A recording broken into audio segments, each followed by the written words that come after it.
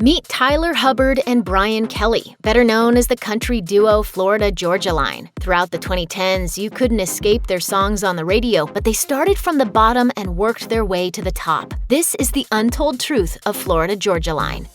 While Brian Kelly grew up in Ormond Beach, Florida, and Tyler Hubbard in Monroe, Georgia, the two came from similar backgrounds. Both are Baptists, both enjoy fishing, and both men enjoy country legend Garth Brooks and rapper Eminem in equal measure. By 2008, they finally met at Belmont University in Nashville. Recalling his first memory of Hubbard, Kelly told Billboard he was driving his pickup truck, windows down, blowing diesel smoke, listening to Lil Wayne. And I was like, man, that's how I grew up. At school, Hubbard and Kelly knew each other from campus worship. Kelly, who was a star high school athlete, said he skipped baseball practice one day to go watch Hubbard play a musical showcase. From there, the classmates started to make music. Kelly said, "The first time we ever wrote together, we were finishing each other's sentences. No record label, no one other than the man upstairs can put something like that together." So the story goes, Hubbard and Kelly met up at McDonald's toward the end of their studies to hatch a plan for the future and decided to give themselves 2 years to make it as a duo while making money any way possible.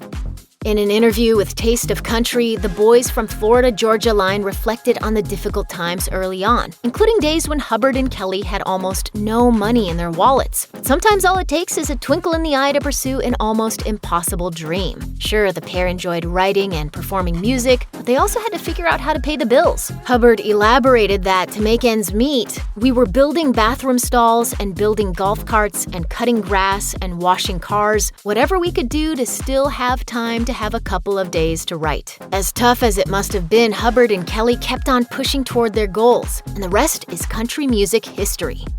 Despite Kelly and Hubbard working their tails off to make it in the music scene, the guys didn't stop working once the hits started climbing up the charts. The duo have since expanded their empire considerably, including starting their own record label. And that's not all, far from it in fact. According to the Florida Georgia Line website, their cozy Nashville meet and greet compound is a combination of retail, creative, and business spaces, including a store selling their The Tribe Kelly fashion line and the headquarters of their publishing company Tree Vibes Music. Meanwhile, FGL House is a combination bar, restaurant, and live music venue serving Old Camp Peach Pecan whiskey, an FGL creation. Yup, Kelly and Hubbard worked with a third-party consulting firm to develop their own special liquor in 2018. Kelly told Thrillist, "We wanted to create something different and fresh, and at the end of the day, something we could be proud of that our friends would like, and that would translate well at the bar." Sticking with the booze theme, Jason Aldean and Florida Georgia Line announced a joint collaboration in Wolf Moon Bourbon 2 years later. These guys may just stock your entire local bar soon enough. We're gonna give a little taste of Florida and Georgia, the peaches and the pecans. Oh, I did not even put it together. The song that put Florida Georgia Line in the country music big leagues was 2012's Cruise. Speaking with Taste of Country, Kelly and Hubbard talked a bit about their creative process in making the song. Kelly admitted, "That song came out of another writing session in the middle of another song. I think we kind of have to thank the songwriting gods for that one. We knew there was something cool about it. I remember we just kind of tweaked it a little bit. The producer, Joey Moy, did an awesome job on the track, and it sounds huge. It's just a fun summer song." According to Billboard, the song topped Billboard's Hot Country Songs chart for 24 weeks in 2012, breaking a record that had stood for close to 60 years. Not to be outdone, Florida Georgia Line teamed up with BB Rexa for one of the most memorable songs of the decade with 2017's Meant to Be. It turns out that a conversation between Hubbard and his wife Haley inspired the unbelievably catchy hook from the song. Apparently, as Hubbard worried over the writing session with Rexa, his wife told him, quote, "Don't stress about it. If it's meant to be, it'll be." I said, well, that's a cool title. So we took it to the studio, and that one kind of fell out of the sky, as we like to say, and it's been a very special song. Several hours in the studio later, the trio finished the popular song and eventually broke their previous Billboard record. Florida Georgia Line's famous Meant to Be collaboration with BB Rexa was far from the band's only fruitful creative partnership. Kelly and Hubbard got an assist from rapper Nelly to help shift their song Cruise into the pop arena with a remix. Kelly told Vice the remix really helped Florida Georgia Line's popularity grow, saying that fans would tell them, quote, "I didn't like country music until you guys." Continuing with the pop theme, the guys later worked with Jason Derulo on the song Women. In an interview with The Boot, Hubbard said Florida Georgia Line Line and Derulo enjoyed making music together. There's a brotherhood and a bond there, a friendship that kind of breeds creativity. We're 100% comfortable with each other. To top that collaboration off, in 2020, Justin Bieber recruited the guys for a remix of the song Yummy. So what's next for Hubbard and Kelly? In support of their fourth album, Can't Say I Ain't Country, the duo talked about dream collaborations in the future with Taste of Country. Hubbard told the magazine, "We've got a lot of respect for Bruno Mars. That'd be straight fire. Someone like Lil Wayne would be cool too." Kelly also had his wish list for a favorite artist to work with, Justin Timberlake. Since Florida Georgia Line already teamed up with the Backstreet Boys more than once, why not work with another piece of boy band history? On the way to the top, haters often follow, and it's hard to skate by with no criticism. The biggest knocks against Florida Georgia Line have been the band's image and its lyrical content. In an article for Vulture, music critic Jody Rosen used the term bro country to describe the duo. His definition? Music by and of the tatted, gym-toned, party-hardy young American white dude. Rosen even suggested the song Cruise was, quote, the moment when the balance of power tipped from an older generation of male country stars to the bros. Similarly, a Billboard cover story talked about Hubbard and Kelly making music that certain people felt portrayed, quote, Southern life as a series of drunk, horny Saturday nights. In case of perhaps not so clever songwriting, the media outlet noted that on 3 consecutive albums, the guys wrote lyrics that rhyme party with Bacardi. Even more, of the 12 songs on Anything Goes, 2 mention Friday and 3 mention Saturday. 4 mention whiskey, 3 include beer brands, and 10 use the word night. Even the CEO of the band's former label, Big Machine, admitted that Florida Georgia Line ruled a unique genre. We don't use the term bro country, but they do it better than anyone.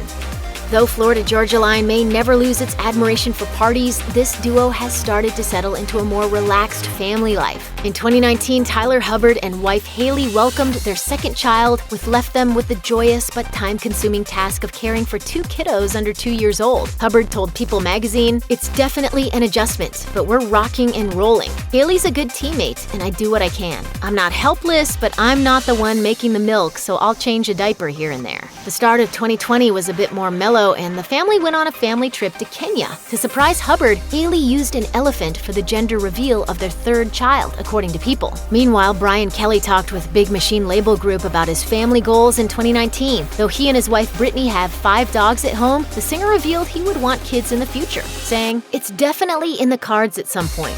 I think it just comes down to when the good Lord is gonna make it happen." In a shout out to the special women around them, Florida Georgia Line wrote the aptly titled song Women with the help of Jason Derulo. While speaking with Taste of Country, the country duo noted that in addition to their moms and wives, a lot of our team is women, and we really just love and respect the women in our life. Have you ever wondered who that random guy is from Florida Georgia Line's 4th album, Can't Say I Ain't Country? You know, the one who leaves voice messages and all the skit interludes? Well, he goes by Brother Jervell, or Nugget, but his real name is Chris. Brian Kelly explained to Taste of Country that Chris is an old friend who would leave crazy voicemails on Tyler Hubbard's phone in character as Brother Jervell. While Hubbard apparently told Brother Jervell that he wouldn't pick up the phone on purpose since he loved the messages so much, Kelly said that when it came time to release the album, "We were just thinking, let's add some character, let's show some personality some more, and let him do his thing and intro the songs." A lot has changed since the early days of Florida Georgia Line. In 2019, Yahoo Finance reported that the group's collective net worth was $50 million, putting the band 20th on its list of 30 richest country music stars. The article went on to note the different ways Kelly and Hubbard have earned all that dough, noting that while concerts are big moneymakers, the duo also enjoys lucrative endorsement deals with Nitto Tire and Advance Auto Parts. This, of course, is in addition to those numerous side businesses the pair are involved with. Billboard ranked the duo as number 21 in the highest-paid musicians of 2019 thanks to healthy streaming numbers. Florida Georgia Line reportedly generated nearly 20% of its revenue from its recorded music catalog, amassing 2.1 billion streams. Plus, per CMT, the guys played for more than 750,000 fans in 2019, making it the year's 2nd most popular country tour. Amidst the complicated world affairs in 2020, Hubbard and Kelly used their time to focus on self-improvement. Hubbard told Esquire, "We decided it was time to freshen up our sound. It rebirthed the fun in making music. We can't wait to get to work every day." This rejuvenated attitude led to the release of the six-pack EP, including the hard-hitting I Love My Country and summer single Long Live. With tours and other events postponed, Hubbard and Kelly found creative ways to continue to engage with fans. Aimed at the younger set of fans, Florida Georgia Line launched a TikTok challenge for the song I Love My Country. With the help from popular TikTok personalities, the guys started the FGL Country Challenge to, quote, encourage fans to let loose while respecting current safety guidelines per the band's website. The group compiled the best videos by fans to create what they call a montage of hilarious, adrenaline-pumping reasons why they love their country lifestyle. Without live shows as an option, Hubbard and Kelly still wanted to get the band together and play songs for everyone. The men grabbed their cameras, GoPros, and invited a few close musician friends to put together an at-home concert in April. As for FGL's fifth studio album, as the band said in a post, fans can expect it at the end of 2020. Check out one of our newest videos right here. Plus, even more Nicki Swift videos about your favorite artists are coming soon. Subscribe to our YouTube channel and hit the bell so you don't miss a single one.